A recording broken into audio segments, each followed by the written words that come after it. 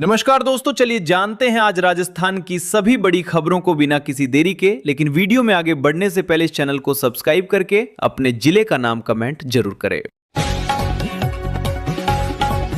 कोटा के रामगंज मंडी विधानसभा क्षेत्र के 8 वार्डों में कांग्रेस कार्यकर्ताओं ने प्रदर्शन किया। उन्होंने शिक्षा मंत्री और रामगंज मंडी विधायक मदन दिलावर पर वार्डों की बदहाली का आरोप लगाया। प्रदर्शन में लोगों ने कहा कि दिलावर को हिंदू मुस्लिम की राजनीति छोड़कर विकास के कामों पर ध्यान देना चाहिए। टूटी सड़कों, जर्जर नालियों और जल भराव से बीमारियों का खतरा बढ़ गया है। कांग्रेस ने बताया कि पट्टे जारी करने में देरी और जनता की समस्याओं पर भाजपा सरकार की उदासीनता चिंता का विषय है। हरिओम नगर, रंगबाड़ी, बंधा धर्मपुरा, आवली, रोजड़ी और नया गांव के हजारों परिवार पट्टों से वंचित हैं, जबकि कांग्रेस सरकार के समय कई पट्टे जारी किए गए थे। प्रदर्शनकारियों ने शिक्षा मंत्री और नगर निगम की जवाबदेही पर सवाल उठाए। डीडवाना जिले के किशनगढ़ हनुमानगढ़ मेगा हाईवे पर एक भीषण सड़क हादसा हुआ। कलवानी चौराहे पर खड़े ट्रेलर में पीछे से तेज रफ्तार ट्रक ने टक्कर मार दी। हादसे में ट्रक चालक और उसका साथी कैबिन में फंस गए और मौके पर ही मृत घोषित हुए। गंभीर रूप से घायल तीसरे व्यक्ति दिलप्रीत सिंह को राजकीय बांगड़ जिला अस्पताल में भर्ती कराया गया। ट्रक में सवार 8 गायें भी मृत हो गईं और 3 गंभीर रूप से घायल हुईं। पुलिस ने मृतकों के शव मोर्चुरी में भेजे और हाईवे पर यातायात बहाल किया। ट्रक क्षतिग्रस्त हो गया और हादसे के कारणों की जांच शुरू की गई। ये घटना इलाके में शोक और चिंता का विषय बनी। झालावाड़ में श्रीमती विजया राजे सिंधिया राजकीय खेल संकुल में जिला स्तरीय गणतंत्र दिवस समारोह आयोजित हुआ। कलेक्टर अजय सिंह राठौड़ ने ध्वजारोहण किया और परेड का निरीक्षण किया।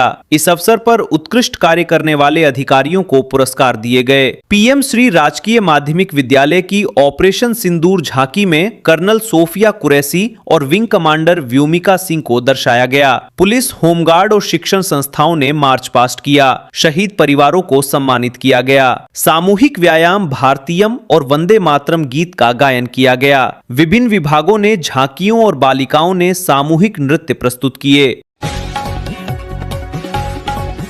जयपुर में गत्ते के गोदाम में शनिवार देर रात आग लग गई। गोदाम में रखे लाखों रुपए के माल में आग लगने से संपत्ति जलकर खाक हो गई। फायर ब्रिगेड की 8 गाड़ियों ने 2 घंटे में आग पर काबू पाया। गोदाम के शटर के नीचे से धुआं उठने लगा और आग तेज हो गई। प्रथम दृष्टया कारण शॉर्ट सर्किट बताया गया है। आग लगते ही पुलिस और फायर ब्रिगेड मौके पर पहुंचे। उन्होंने आग बुझाने के प्रयास किए, लेकिन लाखों रुपए का माल जलकर नष्ट हो गया। पुलिस ने आग लगने की पूरी जांच शुरू कर दी है। गोदाम मालिक और आसपास के लोगों में चिंता का माहौल रहा।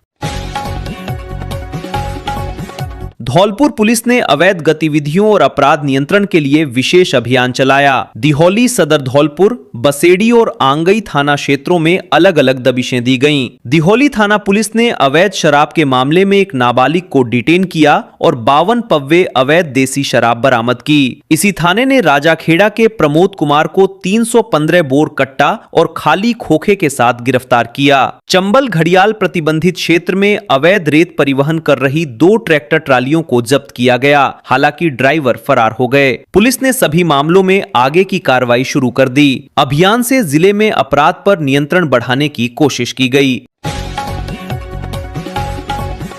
अलवर जिले में तेज सर्दी का असर बढ़ गया। तापमान जमाव बिंदु के करीब पहुंचा और खुले में पड़ी सूखी घास फूस पर बर्फ जम गई। पानी की नलियों पर भी बर्फ की परत दिखाई दी। दिन में सूरज निकलने से थोड़ी राहत मिली, लेकिन शीतलहर जारी रही। जिले के कुछ हिस्सों में हल्का कोहरा रहा। मौसम विभाग ने चेताया कि आने वाले दिनों में सर्दी और तेज होने की संभावना है। सरसों की फसलों पर बर्फ जमने से नुकसान का खतरा है। सुबह स्कूल जाने वाले बच्चे गणतंत्र दिवस समारोह की तैयारियों में शामिल हुए। जिले में ठंड के बीच लोग अपने दैनिक कार्यों में सावधानी बरत रहे हैं।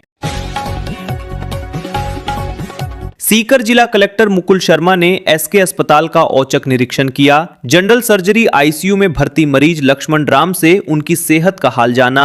कलेक्टर ने उखड़ी टाइल्स की मरम्मत में देरी पर नाराजगी व्यक्त की और पीएमओ व अधिकारियों को तत्काल मरम्मत और स्वच्छता बनाए रखने के निर्देश दिए। फीमेल सर्जिकल वार्ड की सफाई कर्मियों से मुलाकात की और अस्पताल व्यवस्थाओं को दुरुस्त रखने के उपाय सुझाए। कलेक्टर ने मरीजों की सुविधा और स्वास्थ्य सेवाओं में सुधार पर जोर दिया। निरीक्षण के दौरान दौरान आईसीयू और अन्य वार्डों में व्यवस्थाओं का जायजा लिया गया और आवश्यक निर्देश दिए गए।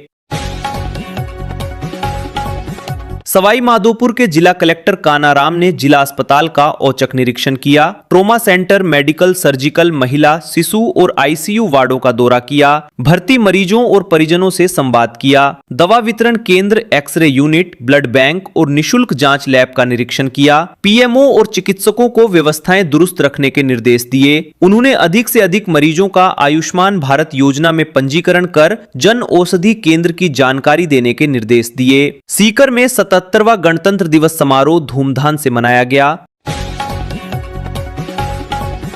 टोंक में डीएसटी ने 2 लोगों को गिरफ्तार किया और उनके पास से करीब 45 किलो अवैध डोडा पोस्ट जब्त किया। साथ में एक स्विफ्ट डिजायर कार और फर्जी नंबर प्लेट भी मिली। आरोपियों की पहचान रामावतार पुत्र प्रहलाद जाट और लक्ष्मी नारायण पुत्र पन्नालाल जाट के रूप में हुई। आरोपी चित्तौड़गढ़ से लांबा हरि सिंह तक अवैध मादक पदार्थ सप्लाई कर रहे थे। डीएसटी ने मुखबिर की सूचना पर रामथला चौराहे पर कार्रवाई की। सभी जब्त सामग्री और आरोपी पुलिस के हवाले किए गए। मामले में एनडीपीएस की धाराओं में कार्रवाई की जा रही है। पुलिस ने पूरे मामले की जांच शुरू कर दी है। जेडीए राजधानी में द्रव्यवती नदी के किनारे आमने सामने बसे कॉलोनियों को जोड़ने के लिए 10 नई पुलियां बनाने का प्लान तैयार कर रहा है। विद्याधर नगर से सीतापुरा तक 47 किलोमीटर लंबी नदी पर इन पुलियों का निर्माण किया जाएगा ताकि लोगों को लंबा चक्कर लगाने की जरूरत ना पड़े और कॉलोनियों के बीच सीधी कनेक्टिविटी मिले। जेडीसी सिद्धार्थ महाजन ने 15 दिन में एक रिपोर्ट तैयार करने के निर्देश दिए हैं। शुरुआत में 3 से 4 किलोमीटर के क्षेत्रों को कवर करने के लिए 10 पुलियां बनाए जाएंगे। खाली पड़ी जमीनों पर जेडीए मैरिज गार्डन और स्पोर्ट्स एक्टिविटी जोन बनाएगा। इससे कनेक्टिविटी बेहतर होने के साथ मुख्य सड़कों पर ट्रैफिक दबाव भी कम होगा और जनता की सुविधा बढ़ेगी।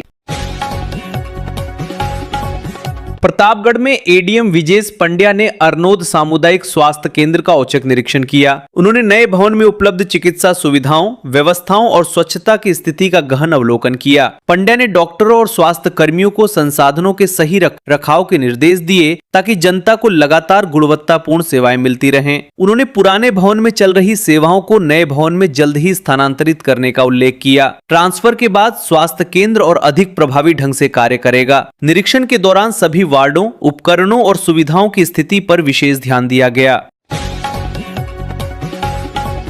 पाली में 77वां गणतंत्र दिवस बड़े उत्साह के साथ मनाया गया। बांगड़ स्टेडियम में जिला स्तरीय मुख्य समारोह आयोजित हुआ, जिसमें कैबिनेट मंत्री जोराराम कुमावत ने ध्वजारोहण किया और देश के इतिहास और प्रगति पर संबोधन दिया। समारोह में स्कूली बच्चों ने व्यायाम और पीटी प्रदर्शन किया। तेज सर्दी के बावजूद लोग बड़ी संख्या में स्टेडियम पहुंचे। सुरक्षा के लिए पुलिस पूरी मुस्तैदी से तैनात रही। स्टेडियम को आकर्षक रूप से सजाया गया। प्रशासनिक अधिकारी, जनप्रतिनिधि, कर्मचारी और शहरवासी उपस्थित रहे। कार्यक्रम में देशभक्ति के जज्बे के साथ सामूहिक आयोजन और बच्चों की भागीदारी प्रमुख रही।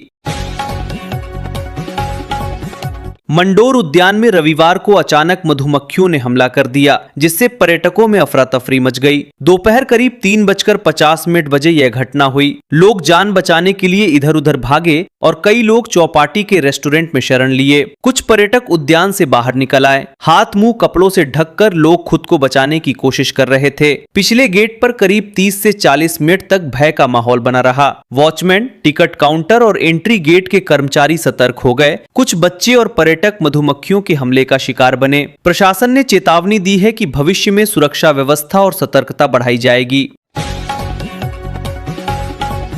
बूंदी में गुरु नानक बस्ती में 2 दिवसीय विराट हिंदू सम्मेलन आयोजित हुआ। पहले दिन सुंदरकांड पाठ हुआ, जबकि दूसरे दिन मंदिर से पहली कलश यात्रा निकाली गई। शोभा यात्रा मिस्त्री मार्केट, ओमजी पंकज ई मित्र और ब्रजेश गौतम की गलियों से गुजरकर गैलेक्सी कंप्यूटर के सामने पहुंची। दूसरी यात्रा रेट वाली महादेव मंदिर से शुरू हुई और इमली वाले गणेश जी मंदिर, सोमानी की गली, पंडित जी का चौक और राधे कृष्ण मंदिर से गुजरी। दोनों शोभा यात्राओं का संगम पारिक के आवास के पास हुआ। यात्रा मार्ग में जगह जगह पुष्प वर्षा कर स्वागत किया गया। घोड़े पर महाराणा प्रताप और छत्रपति शिवाजी की झांकियां भी प्रदर्शित की गईं। यात्रा राधा कृष्ण मंदिर में संपन्न हुई।